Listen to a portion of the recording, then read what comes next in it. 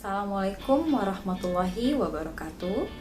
Halo, saya Huria, mahasiswi Magister Teknologi Pendidikan, Fakultas Ilmu Pendidikan, Universitas Muhammadiyah, Jakarta. Oke, teman-teman, sekarang ini lagi rame istilah blended learning. Apa sih blended learning itu? Dan bagaimana pengaplikasian blended learning ini dalam pembelajaran? Ada yang mau tahu? Yuk, kita saksikan video berikut ini. Baik, asal kata blended learning atau model pembelajaran yang dipadukan.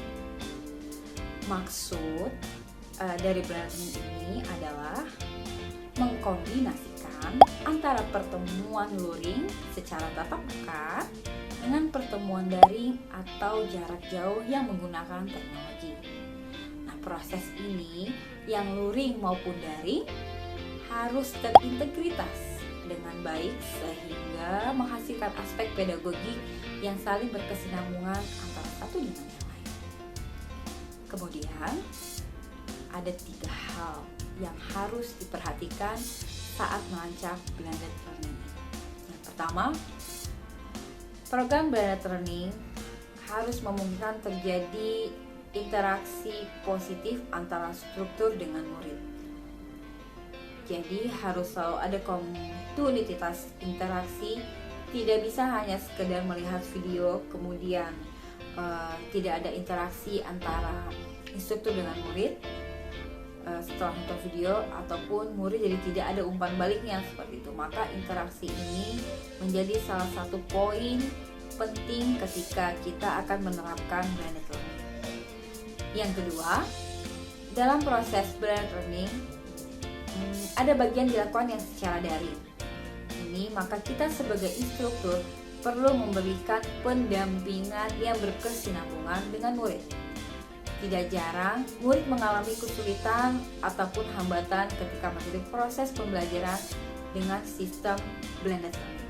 Maka, sebagai instruktur, secara reguler untuk memberikan pendampingan kepada murid sehingga murid memahami ataupun tidak kesulitan ataupun adanya pun hambatan akan terselesaikan dengan adanya pendampingan. Yang ketiga, perlu kita perhatikan dalam blended learning adalah integrasi, di mana antara pertemuan luring dan pertemuan daring itu harus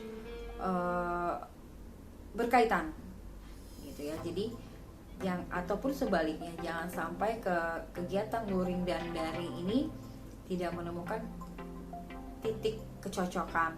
Ketika dalam proses belajar daring, instruktur bertatap muka secara jarak jauh gitu ya, secara daring gitu. Mereka menggunakan Google Classroom.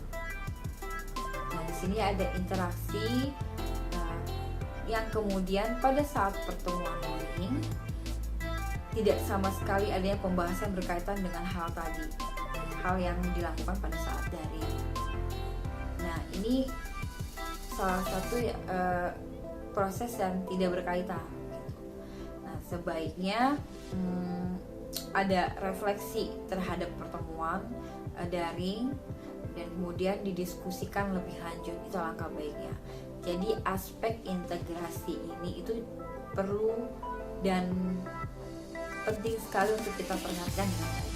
Nah, jadi ketika kita akan menggunakan pendekatan blended learning ini dalam proses pembelajaran kita, supaya benar-benar ngeblend nih, gitu kan, kegiatan ataupun pembelajaran yang akan kita gunakan, maka harus kita perhatikan hal 3 yang tadi saya sebutkan.